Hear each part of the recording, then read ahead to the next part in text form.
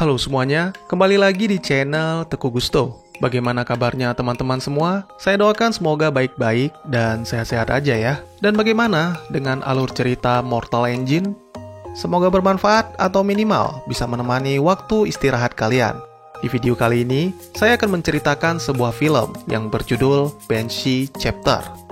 Banshee Chapter adalah sebuah film horor fiksi ilmiah Amerika yang rilis di tahun 2013, disutradarai oleh Blair Erickson yang mengadaptasi karya H.P. Lovecraft sama halnya dengan film klasik di tahun 1986 berjudul From Beyond.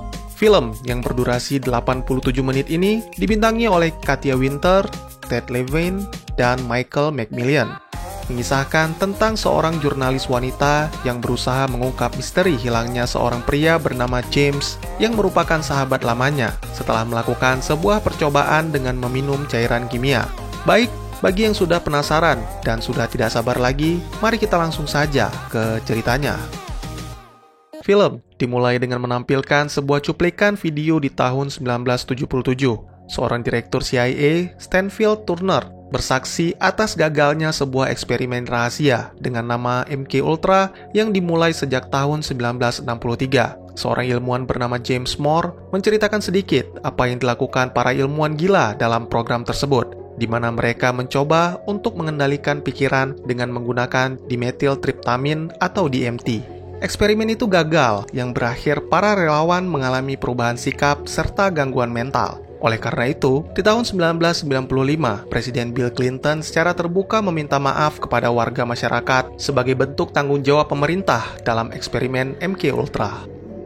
Di tahun 2009, seorang pemuda bernama James sedang melakukan penelitian tentang MK Ultra. Ketika Undang-Undang Kebebasan Informasi telah disahkan, mereka menemukan dokumen tentang data para relawan yang menjadi bahan percobaan dalam eksperimen tersebut. Anehnya, dari semua data yang mereka dapatkan, semua relawan memberikan keterangan yang sama tentang apa yang mereka saksikan setelah menerima suntikan cairan kimia dari para ilmuwan. Beredar rumor bahwa beberapa relawan menjadi gila karena mengalami sebuah kejadian traumatis dan mengerikan, yaitu bertemu dengan entitas jahat. Akhirnya demi membuktikan hal itu, James nekat meminum cairan kimia yang digunakan dalam eksperimen MK Ultra, yaitu DMT-19. Menurut pengakuannya, cairan itu didapat dari seorang teman di Colorado. Selain itu, James juga dibantu oleh Rennie untuk mendokumentasikan momen tersebut. Awalnya tidak terjadi perubahan apa-apa pada James. Namun setelah beberapa jam kemudian, James dan Rennie mendengar suara gelombang radio yang mereka kira dari radio di lantai bawah. Lalu James juga merasakan bahwa ada sesuatu yang sedang mendekat dan tiba-tiba saja sosok makhluk misterius melintas di depan jendela.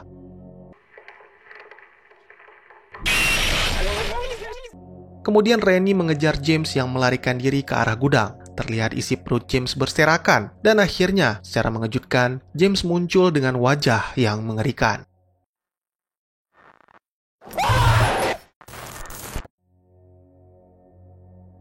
Anne Roland adalah seorang penulis yang pernah memiliki kedekatan dengan James semasa kuliah. Karena merasa prihatin dengan tragedi yang menimpa James, akhirnya Anne memutuskan menyelidiki kasus tersebut untuk mencari tahu apa yang sebenarnya terjadi. Menurut penjelasan Anne, setelah kejadian mengerikan itu, Rennie diinterogasi di kantor polisi dengan menjadi tersangka karena dituduh telah melakukan pembunuhan. Namun polisi tidak bisa menangkap Rennie karena mereka masih belum menemukan mayat James. Dan anehnya, 72 jam kemudian, Rennie juga ikut menghilang begitu saja. Beberapa hari kemudian setelah mendapat izin, Anne mencoba menyelidiki rumah James. Di sana dia menemukan beberapa catatan rumus kimia, kaset video, serta sebuah pesan dari teman Colorado yang meminta laporan dari hasil penelitian James. Sangat mengejutkan, tiba-tiba saja terdengar suara pintu yang dibanting. Merasa tidak aman, akhirnya Anne pun meninggalkan rumah itu dan menuju ke sebuah toko reparasi untuk menemui seorang pria bernama Henry. Setelah memperdengarkan suara gelombang radio yang tertangkap kamera, Henry menjelaskan bahwa itu adalah sebuah gelombang pendek atau biasanya disebut dengan number station. Biasanya berupa siaran kode-kode atau angka dengan suara wanita ataupun anak-anak dalam berbagai bahasa. Beberapa teori mengatakan kemungkinan yang menyiarkan gelombang itu adalah agen rahasia pemerintah atau bisa jadi bandar narkoba. Henry berhasil menemukan sumber siaran yang didengar oleh James, yang mana berasal dari sebuah stasiun dikenal dengan nama Lonely Traveler. Henry juga berbaik hati ingin membantu Anne dengan memberikan salah satu receivernya. Namun, pria itu menolak untuk menjawab pertanyaan Anne tentang masa lalu Henry yang pernah bekerja sebagai pemecah kode di National Security Agent atau disingkat NSA. Karena ingin merekam siaran lainnya dari Lonely Traveler, akhirnya Anne mengikuti arahan dari Henry, yaitu datang ke sekitar daerah stasiun tersebut di pinggiran Black Rose Desert pada pukul 3 sampai dengan 5 pagi. Setibanya di sana, Anne mendokumentasikan kegiatannya sambil menunggu gelombang pendek atau number station. Akhirnya setelah menunggu berjam-jam, Anne mendengar sebuah gelombang dan musik mainan sama seperti yang didengar oleh James.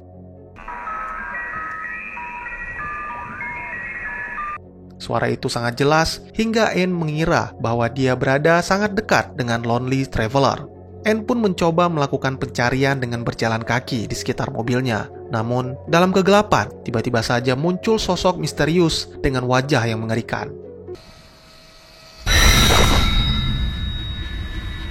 Anne merasa sangat ketakutan dan akhirnya memutuskan untuk meninggalkan tempat itu. Di kantor, Anne melaporkan semua hal yang ditemukannya kepada Olivia, termasuk sebuah pesan dari seorang teman Colorado yang memberikan DMT-19 kepada James. Kalimat teman dari Colorado membuat Olivia teringat akan sebuah novel dengan judul yang sama, karya Thomas Blackburn. Novelis yang karyanya seperti ditulis oleh orang di bawah pengaruh obat atau minuman keras. Tapi menurut sebagian orang yang menderita gangguan mental, Thomas dianggap jenius. Selain itu, Thomas juga sering melakukan tindak kriminal, bahkan membunuh. Namun anehnya, dia selalu berhasil menghindar dari tuduhan tersebut. Sangat disayangkan, Thomas menolak untuk berbicara dengan pers, sehingga Anne harus mencari cara lain untuk mendekati pria itu. Anne pun mencoba memeriksa kaset video yang ditemukannya di rumah James, yang mana ternyata tentang eksperimen MK Ultra. Dalam video tersebut diperlihatkan apa yang dilakukan para ilmuwan, yaitu mengekstrak DMT dari kelenjar pineal di dalam otak manusia dan disuntikkan kepada pasien nomor 11. Sama seperti yang dialami oleh James, pasien nomor 11 juga merasa bahwa dia mendengar sesuatu. Kemudian dia membisikkan semacam kode-kode aneh dan akhirnya secara misterius tubuhnya terpental.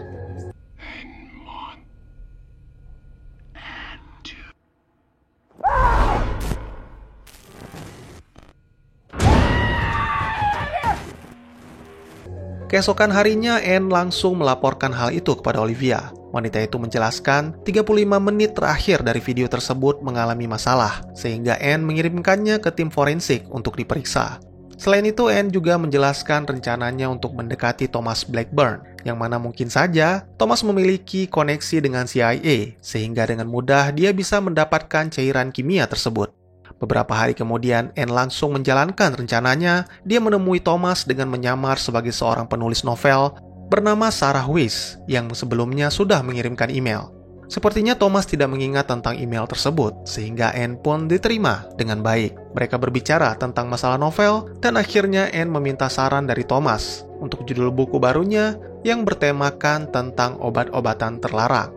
Akhirnya Thomas setuju untuk membantu Anne. Namun, agar lebih memahami bagaimana dunia obat-obatan terlarang, Thomas mengajak Anne ke kediamannya di akhir pekan, karena pria itu berencana mengadakan sebuah percobaan bahan-bahan kimia. Beberapa hari pun berlalu. Anne mendatangi kediaman Thomas untuk menghadiri undangannya. Tidak seperti yang dikatakan oleh Thomas, di sana Anne hanya bertemu dengan kekasih Thomas yang bernama Kelly, yang merupakan ahli kimia. Anne langsung mengenali cairan biru yang sedang diramu. Kelly menjelaskan bahwa tidak ada yang perlu dikhawatirkan. Menurutnya, jika mengkonsumsi DMT tanpa dibayangi rasa takut, maka hasilnya sama saja dengan obat penenang dengan dosis yang lebih tinggi. Sangat mengejutkan, ternyata Thomas telah mengetahui kebohongan yang Anne lakukan. Bahkan pria itu juga mengetahui bahwa Anne telah membuang cairan DMT-nya. Namun semua itu belum seberapa. Thomas mengaku bahwa dia telah mencampurkan DMT ke dalam minuman Anne.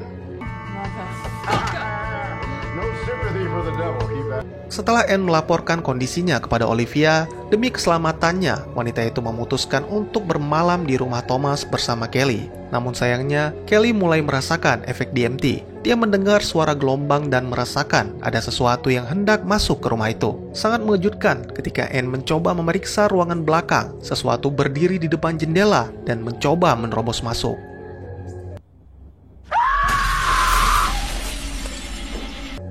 Anne bergegas kembali ke kamar Kelly. Di sana sudah ada Thomas yang mencoba menenangkan kekasihnya karena dia menganggap semua yang dilihat oleh Anne dan Kelly merupakan halusinasi dari DMT. Tiba-tiba saja, listrik di rumah itu padam dan ruangan itu menjadi gelap gulita. Lalu pintu ruangan itu terbuka dan tiba-tiba saja Kelly muncul di hadapan Anne dan Thomas dengan wajah yang sangat mengerikan.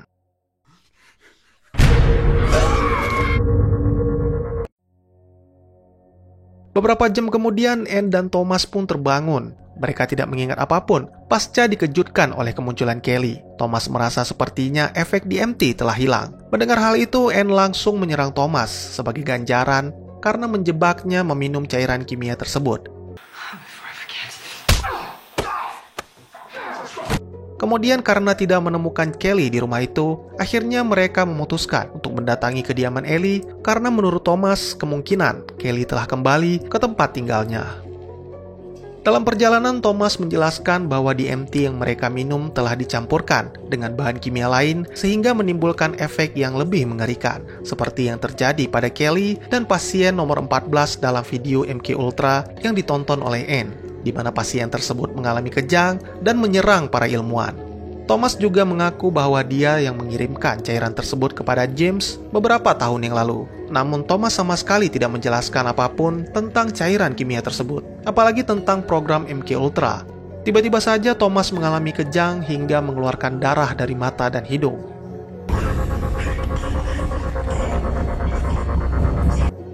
Lalu setelah tiba di rumah Kelly, Thomas menjelaskan bahwa cairan kimia itu semacam katalis dan menjadikan otak sebagai receiver yang bisa menerima gelombang radio. Karena kondisi Thomas masih tidak stabil, akhirnya Anne harus memeriksa rumah Kelly seorang diri. Masing-masing mereka membawa radio agar bisa tetap berkomunikasi.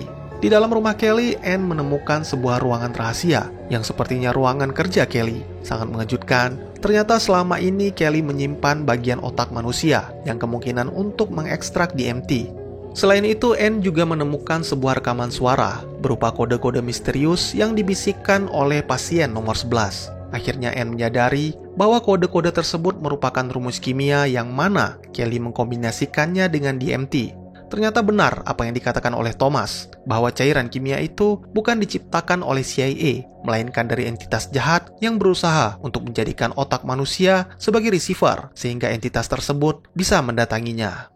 Karena penasaran, Anne pun mencoba memeriksa rekaman CCTV untuk mengetahui apa yang dilakukan oleh Kelly. Ternyata Anne menemukan bahwa Kelly sudah tiba di sana 8 menit yang lalu, dan saat ini sedang bersembunyi di balik tangga. Perlahan Anne mencoba untuk meninggalkan ruangan itu, namun tiba-tiba saja sebuah tangan dengan jari-jari yang panjang mencoba menangkap Anne sehingga membuatnya berlari ketakutan.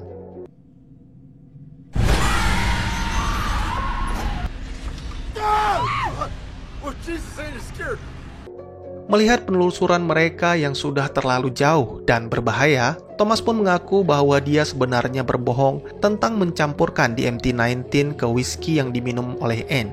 Namun Anne yang masih berpegang teguh pada misinya untuk mencari keberadaan James tidak mau menghentikan penyelidikan, dan bahkan kini mereka menuju ke lokasi penelitian MK Ultra yang berada di Black Rock Desert dengan menggunakan peta yang ditemukannya di ruang kerja Kelly. Karena menurut Anne, jika mereka menghindar, kemungkinan entitas itu akan melakukan hal-hal yang lebih berbahaya lagi, sama halnya dengan Rennie yang menghilang setelah diinterogasi oleh pihak kepolisian. Setibanya mereka di Black Rock Desert, keadaan Thomas sudah semakin parah. Bahkan dalam perjalanan, dia sempat beberapa kali tak sadarkan diri.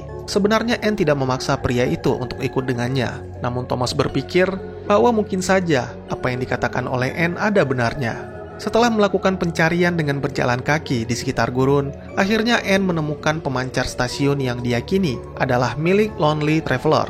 Dan ternyata pemancar itu berada di tempat penelitian MK Ultra. Lalu mereka juga menemukan Chamber 5 sesuai dengan video yang ditonton Anne, di mana para relawan yang menjadi bahan percobaan diikat di sebuah kursi. Di ruangan lain mereka menemukan sebuah tabung yang tersambung dengan kabel-kabel pemancar. Tiba-tiba saja muncul makhluk misterius dari tabung itu yang kemungkinan adalah Lonely Traveler.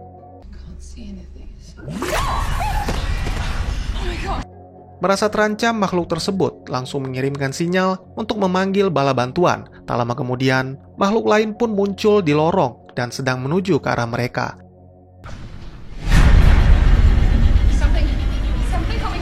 Keadaan pun menjadi panik karena kondisi Thomas yang sudah semakin parah. Thomas kembali mengalami kejang dan karena tidak sanggup menahan penderitaannya, pria itu pun bunuh diri.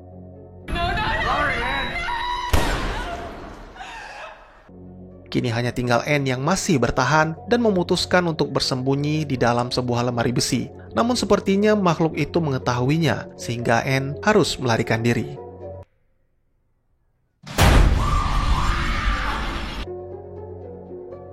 Di tengah pelariannya, wanita itu menemukan bensin yang sebelumnya dibawa oleh Thomas. Akhirnya, setelah dia dikejutkan lagi dengan kemunculan makhluk misterius, Anne langsung bergegas membawa bensin itu ke ruangan Lonely Traveler dan meledakkan tabungnya.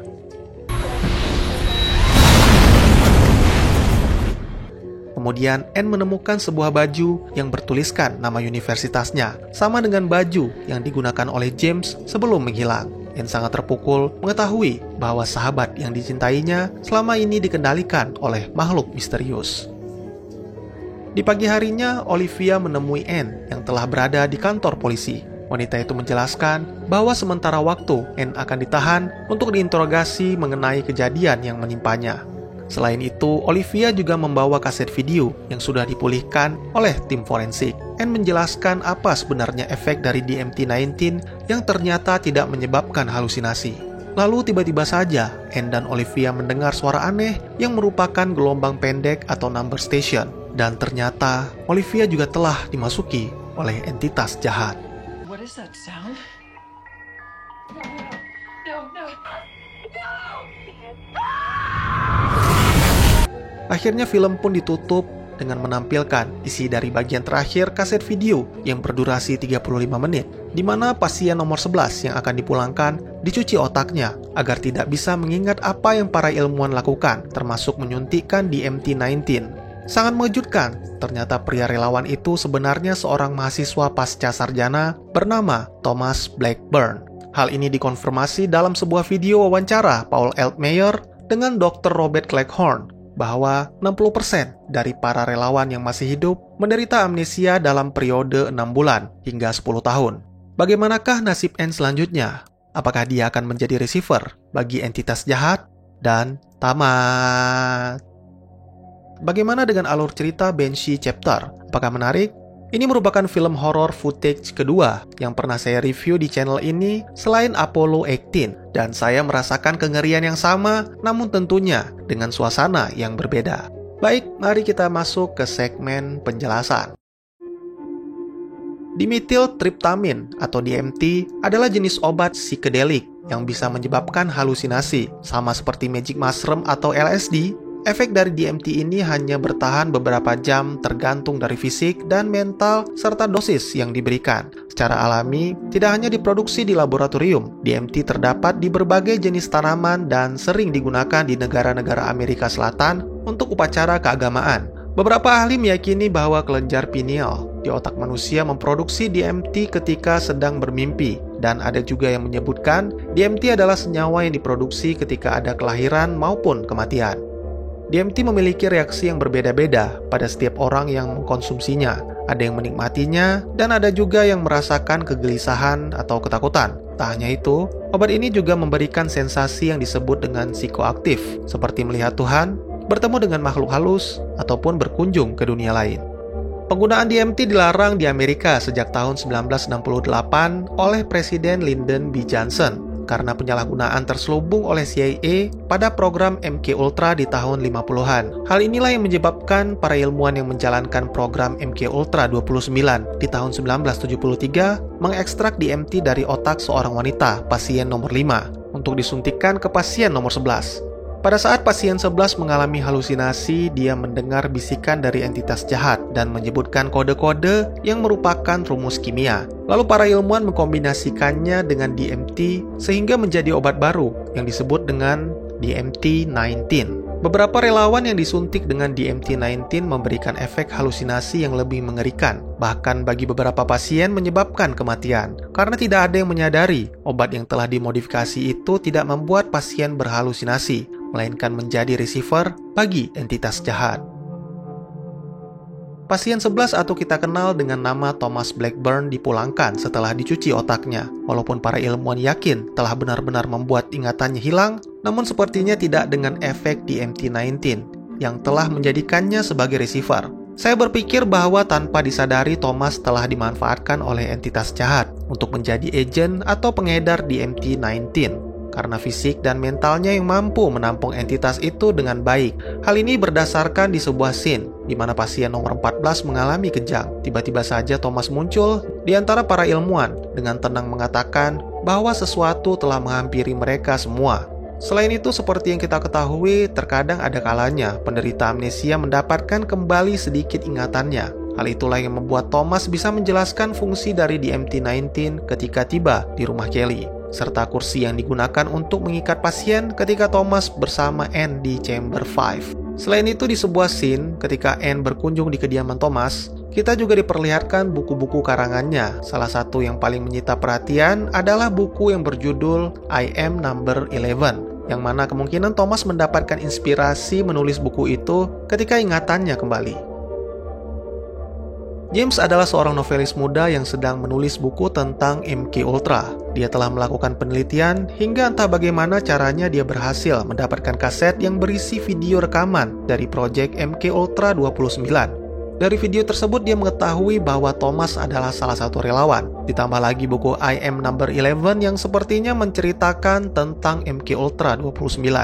Mungkin memang benar Thomas mengaku kepada Anne hanya memberikan pesanan yang diminta oleh James. Namun sama halnya dengan yang dilakukan Thomas kepada Anne, saya yakin di bawah pengaruh dari entitas, Thomas juga menawarkan DMT-19 kepada James.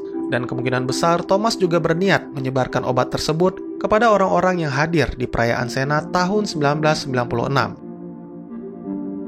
Seperti yang kita ketahui bahwa tindakan Thomas mencampurkan DMT-19 ke minuman Anne adalah sebuah kebohongan. Lantas mengapa Anne bisa mendengarkan gelombang? Bahkan Olivia yang sama sekali tidak berhubungan dengan Thomas dan Kelly juga berubah menjadi receiver. Di scene akhir kita mendapatkan beberapa potongan yang menjelaskan hal itu. Antara lain Anne yang menyentuh pundak Kelly dan Olivia yang menyentuh tangan Anne. Bahkan Rennie juga sebenarnya sempat menyentuh pundak James. Semua potongan-potongan scene ini membuat kita berpikir bahwa orang-orang yang tidak meminum DMT-19 bisa tertular menjadi receiver hanya dengan sentuhan. Tapi mengapa Anne tidak ikut berubah ketika menyentuh Kelly? Saya pikir tubuh Anne sama seperti Thomas. Wanita itu dijadikan sebagai agen karena tubuhnya yang kuat menampung entitas. Hal inilah yang menyebabkan Lonely Traveler meminta wanita itu kembali lewat gelombang yang dipancarkan ketika Anne melarikan diri dari Chamber 5. Tidak bisa dipastikan ada berapa banyak Lonely Traveler yang ada di benua Amerika, namun kemungkinan besar ada chamber-chamber yang lain yang juga terdapat Lonely Traveler di dalamnya. Thomas menjelaskan lebih lanjut tentang cairan kimia MK Ultra, yang mana sangat mirip dengan cerita karangan H.P. Lovecraft pada tahun 1930, tentang seorang ilmuwan yang telah menciptakan perangkat elektronik berupa garpu tala raksasa yang memancarkan gelombang dan bisa menstimulasi otak manusia. Sehingga orang-orang yang berada di sekitarnya memungkinkan untuk melihat kehidupan dunia luar yang tidak bisa dicerna oleh akal sehat. Sebagian yang dilihatnya adalah hal-hal yang luar biasa, namun terkadang dia juga melihat sesuatu yang mengerikan. Seiring berjalannya waktu, ilmuwan itu pun semakin sering melakukan kegiatan tersebut dengan harapan bisa membuktikan ke orang-orang tentang apa yang dilihatnya. Hingga akhirnya dia terlambat menyadari bahwa sesuatu yang mengerikan itu sedang menatap ke arahnya. Cerita yang mengerikan, bukan? Apalagi Thomas menceritakannya ketika Anne hendak masuk ke rumah Kelly. Kembali lagi saya ingatkan bahwa saya tidak menganggap diri saya paling benar. Oleh karena itu mohon maaf jika memang ada kesalahan atau kekurangan dalam informasi yang saya sampaikan. Dan juga bagi teman-teman yang punya teori tentang film ini ataupun ingin berdiskusi, atau mungkin juga teman-teman punya referensi film lain untuk kita review, silakan tuliskan di kolom komentar atau bisa DM ke Instagram saya di @tekugusto. Insya Allah pasti akan saya baca. Tidak lupa juga saya ucapkan terima kasih buat teman-teman yang selalu hadir dan memberikan komentar walaupun telat. Mari kita jadikan kolom komentar sebagai sarana penambah wawasan dan menciptakan jalinan persaudaraan. Bukannya malah menjadikannya tempat pembulian dan menciptakan permusuhan. Sekian dulu videonya dan jangan lupa untuk dukung terus channel ini dengan cara share, like, dan subscribe. Karena dukungan dari kalian sangat berharga bagi saya demi perkembangan channel ini. Saya Gusto, sampai jumpa di video selanjutnya. Dadah!